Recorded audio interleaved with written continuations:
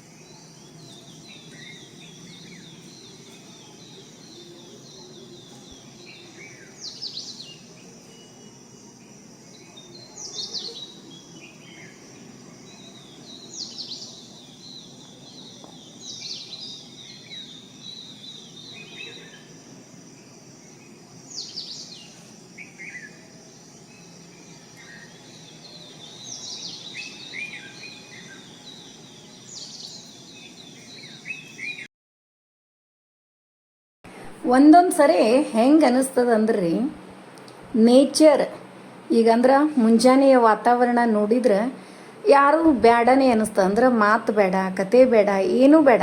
ಹೊರಗೆ ಬರೀ ನಾವು ಪಕ್ಷಿಗಳ ಕಲರವ ಕೇಳ್ಕೋತ ನಿಂತ್ರೆ ಸಾಕು, ನಮಗೆ ಗೊತ್ತಿರಲಾರ್ದೆ ಎಷ್ಟೊಂದು ಔಷಧಿ ನಮ್ಮ ಬಾಡಿ ಒಳಗೆ ಹೋಗಿಬಿಟ್ಟಿರ್ತದೆ. ಅಂದಂಗೆ ಫ್ರೆಶ್ ಏರ್ ಇರ್ತದೆ. ಅದ್ರ ಜೊತೆ ಪಕ್ಷಿಗಳ ನಾದ ನಮ್ಮ ನರ್ವ್ಸ್ ಆ್ಯಕ್ಟಿವ್ ಆಗೋ ಹಂಗೆ ಮಾಡ್ತದೆ. ಅಷ್ಟು ಚಂದ ಇರ್ತದೆ.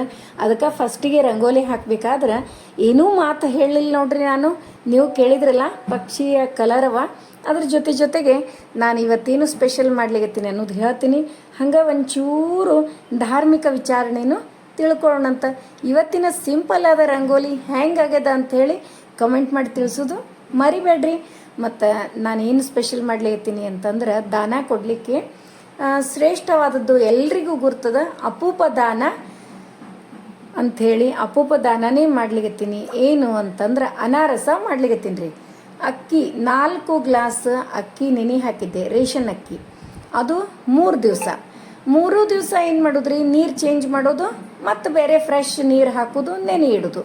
ಹಂಗೆ 3 ದಿವಸ ನೆನೆದ ಮೇಲೆ ಅವು ಅಷ್ಟೂ ನೀರು ತೆಗೆದೆ ಒಂದು ಚಾಳ್ನಿ ಒಳಗೆ ಏನು ಮಾಡೋದು, ಅಷ್ಟು ಅಕ್ಕಿ ಎಲ್ಲ ನೀರು ತೆಗೆದು ಹಂಗೆ ಬಿಟ್ಬಿಡೋದ್ರಿ.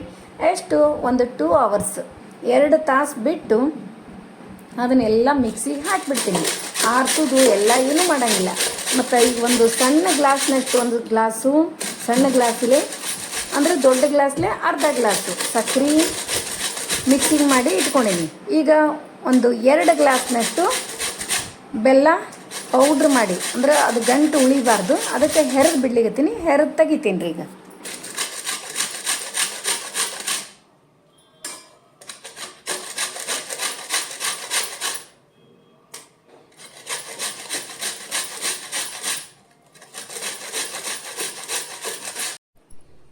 ಬೆಲ್ಲ ಎಲ್ಲ ಹೆರ್ಕೊಂಡಾದ್ಮೇಲೆ ಈಗ ಈ ಅಕ್ಕಿ ಏನದ ನಾನು 2 ತಾಸು ಆತ್ರಿ ನೀರು ಬಸಿಲಿಕ್ಕಿಟ್ಟು. ಈಗ ಇವನಿಷ್ಟು ಅಕ್ಕಿ ಏನು ಮಾಡ್ತೀನಿ, ಮಿಕ್ಸಿಗೆ ಹಾಕ್ತೀನಿ. ಹಂಗೆ ಮಿಕ್ಸಿಗೆ ಹಾಕೋದು. ನಾನು ನಮ್ಮಿರ್ತಾವ್ರೆ ಕೈಗೆ ನೀರು ಹತ್ತಿರ್ತಾವೆ. ಮಿಕ್ಸಿಗೆ ಹಾಕಿ ಚೆಂದಾಗಿ ಚಾಳಿಸ್ಕೊಂಡು ಬಿಡೋದು. ಈಗ ನಾವೇನು ಹಿಟ್ಟು ಚಾಳಿಸ್ತಿರ್ತೀವಲ್ಲ ಜೋಳದ ಹಿಟ್ಟು, ಆ ಚಾಳನೇನೆ ಅಷ್ಟು ಹಿಟ್ಟು ಚಾಳಿಸಿ ತಕ್ಕೊಂಡು ಬಿಡೋದು. ಚೆಂದಾಗಿ ಹಿಟ್ಟು ಬೀಳ್ತದೆ. ಈಗ ಮೊದಲು ಮಿಕ್ಸಿಗೆ ಹಾಕಿ ತಕ್ಕೊಂಡು ಬಿಡೋಣಂತ. ಮಿಕ್ಸಿಗೆ ಹಾಕಿ ತೆಗೆದು ಚಾಳನಿ ಮಾಡ್ತೀನಿ ನೋಡ್ರಿ.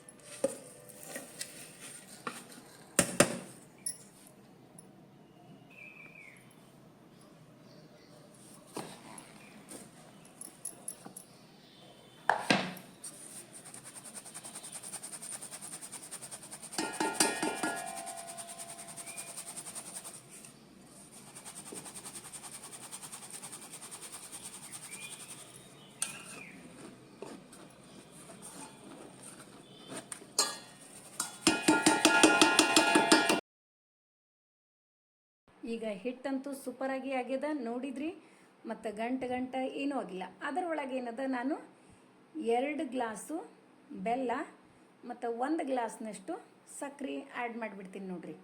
ಅಂದ್ರೆ 2 ಗ್ಲಾಸು ಬೆಲ್ಲ, 1 ಗ್ಲಾಸ್ ಸಕ್ಕರೆ, 4 ಗ್ಲಾಸ್ ಅಕ್ಕಿ ಹಾಕಿನ.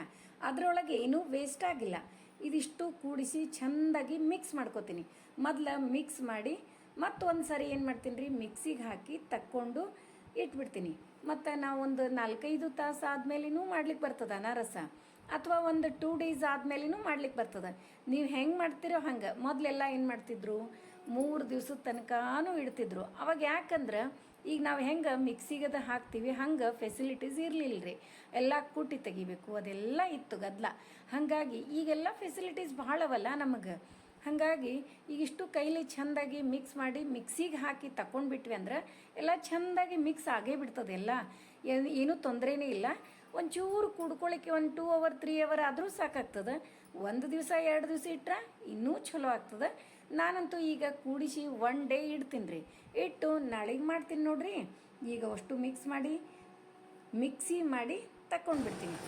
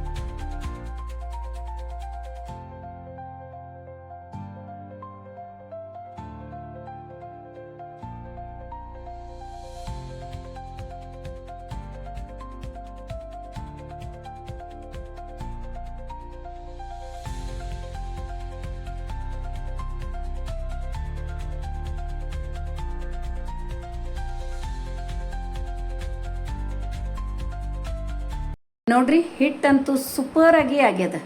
ಈಗೇನದ, ಇದನ್ನು ಒಂದಿಷ್ಟು ತೊಗೊಂಡು ನಾನು ಒಂದು 33 ಅಂತೆ ಮಾಡಿಡ್ತೀನಿ.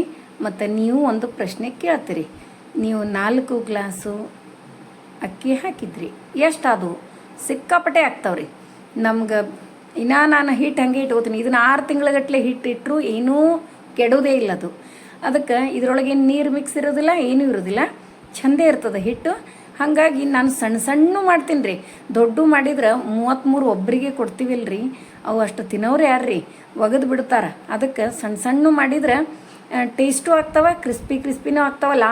ಬಿಫೋರ್ ಲಾಸ್ಟ್ ಇಯರ್ ಅಂದ್ರೆ ಅದ್ರ ಮೊದಲಿನ ಅದಕ್ಕೆ ರೀ 33 ಕೊಟ್ಟಿದ್ನೆಲ್ಲ ನಮ್ಮ ಅಣ್ಣನಿಗೆ ಕೊಟ್ಟಿರ್ತೀನಿ, ಆಮೇಲೆ ಆಚಾರ್ಯರಿಗೂ ಕೊಟ್ಟಿರ್ತೀನಿ. ನಮ್ಮ ಅಣ್ಣ ಅದೇ ಅಂದ, ಏನು ಇವು ಕೆಟ್ಟ ಎಣ್ಣೆ ಇರ್ತಾವೆ ಭಯಂಕರ, ನೀನು ಇವನು ಇಷ್ಟು ಭಾಳಷ್ಟು ಕಳಿಸ್ಬೇಡ ಅಂತ. ಅದು ಆ್ಯಕ್ಚುಲಿ 33 ಕೊಡೋದದ, 33 ಕೊಡಬೇಕಾಗ್ತದೆ. ಅದಕ್ಕೆ ಈ ಸರಿ ಅವನಿಗೆ ಸಣ್ಣ ಸಣ್ಣ ತೆಳ್ಳನ್ನು ಮಾಡಿ ಕಳಿಸ್ಬೇಕಂತ ತಿಳ್ಕೊಂಡು ಸಣ್ಣ ಸಣ್ಣ ಸಣ್ಣ ಮಾಡ್ಲಿಕ್ಕೆ ನೋಡ್ರಿ. ಕೆಳಗೊಂದು ಪೇಪರ್, ಅದಕ್ಕೊಂಚೂರು ಎಣ್ಣೆ ಹಚ್ಚಿ ಮತ್ತೊಂದು ಪೇಪರ್ ಇಟ್ಟು ಮಾಡ್ಲಿಕ್ಕೆ ಈಸಿ ಮೆಥಡ್ ಅದ.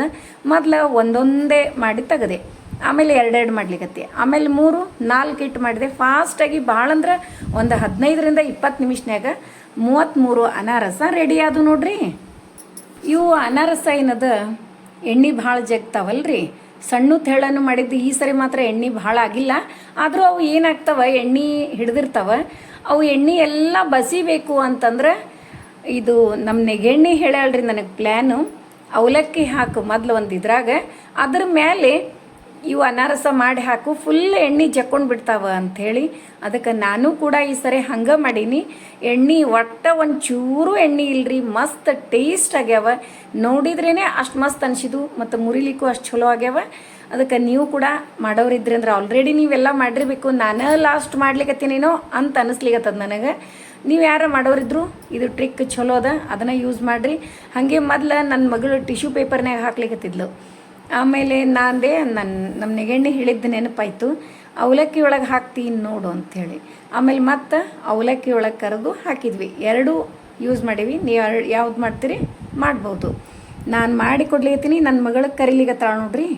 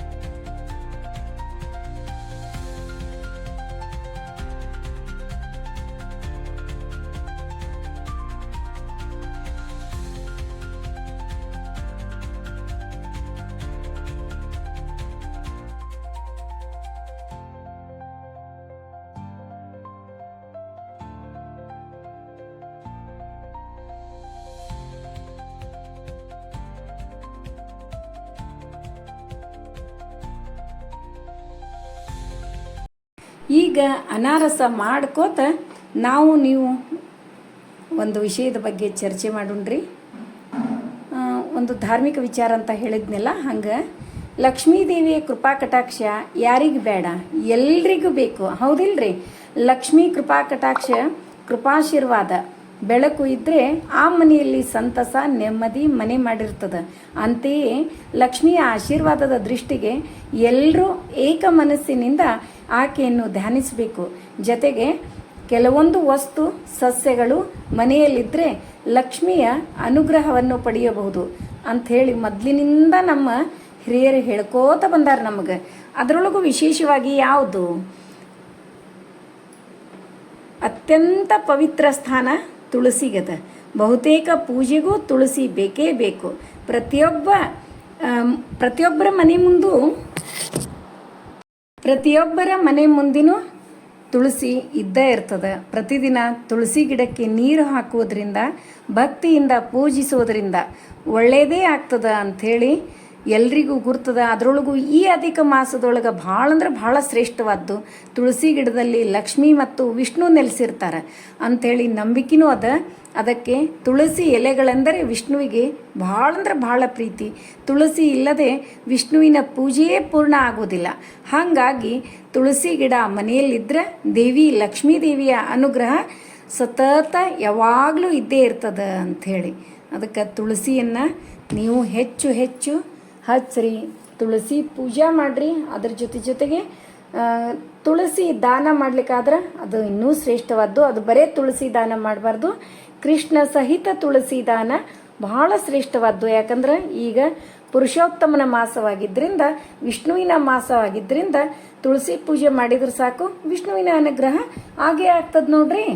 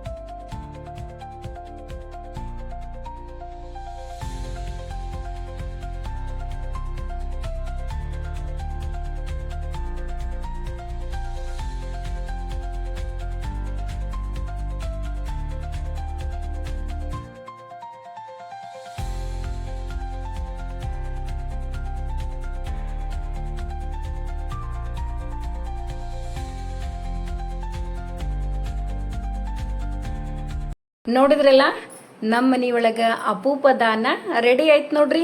ನಿಮ್ದೆಲ್ಲ ಕೆಲಸ ಎಲ್ಲಿಗೆ ಬಂತು ಅಂತ ಹೇಳಿ ಕಮೆಂಟ್ ಮಾಡಿ ತಿಳಿಸೋದು ಮರಿಬೇಡ್ರಿ. ಇವತ್ತಿನ ವಿಡಿಯೋ ಎಲ್ರಿಗೂ ಇಷ್ಟ ಆಯಿತು ಅಂತ ಅನ್ಕೋತೀನಿ. ನಮ್ಮ ವಿಡಿಯೋಗಳು ನಿಮಗೆ ಇಷ್ಟ ಆದರೆ ಲೈಕ್ ಮಾಡಿರಿ, ಶೇರ್ ಮಾಡಿರಿ. ಹೊಸದಾಗಿ ನೋಡ್ಲಿಕ್ಕತ್ತವರು ನಮ್ಮ ವಿಡಿಯೋಸ್ ಇಷ್ಟ ಆದರೆ ಬಿಡ್ಲಿಕ್ಕೆ ಹೋಗ್ಬೇಡ್ರಿ. ಲೈಕ್ ಮಾಡಿ, ಸಬ್ಸ್ಕ್ರೈಬ್ ಮಾಡಿರಿ. ಹಂಗೆ ಫ್ರೆಂಡ್ಸ್ ಆ್ಯಂಡ್ ರಿಲೇಟಿವ್ಸಿಗೆಲ್ಲ ಒಂದು ಚೂರು ಶೇರ್ ಮಾಡ್ತಿರಲ್ಲ. ಮತ್ತೆ ಮುಂದಿನ ವಿಡಿಯೋದಲ್ಲಿ ಸಿಗೋಣ. ಧನ್ಯವಾದಗಳು. ಮತ್ತು ಈ ಅನಾರಸಕ್ಕೆ ಮ್ಯಾಲೆ ಏನು ಹಚ್ಚಿರಿ ಅಂತೀರಿ ಎಷ್ಟೋ ಮಂದಿಗೆ ಗೊತ್ತಿರ್ತದ, ಒಬ್ಬೊಬ್ರಿಗೆ ಗೊತ್ತಿರ್ಲಾರ್ದವ್ರಿಗೆ ಗಸಗಸಿ ಹಚ್ಚಿದ್ರಿ. ಹೆಚ್ಚಾಗಿ ಗಸಗಸಿನೇ ಹಚ್ತಾರೆ. ನಾನು ಕೂಡ ಗಸಗಸಿ ಹಚ್ಚಿನಿ ಮಾಡೀನಿ. ಅವು ಕರಿಯು ಹೊತ್ನಾಗ ಏನಾಗ್ಬಿಡ್ತಾವ, ಒಂದಿಷ್ಟು ಇದ್ರ ಮೇಲೆ ಇರ್ತಾವ, ಒಂದಿಷ್ಟು ಎಣ್ಣೆ ಒಳಗೆ ಬಿಚ್ಚಿ ಬಿಡ್ತಾವ ನೋಡ್ರಿ.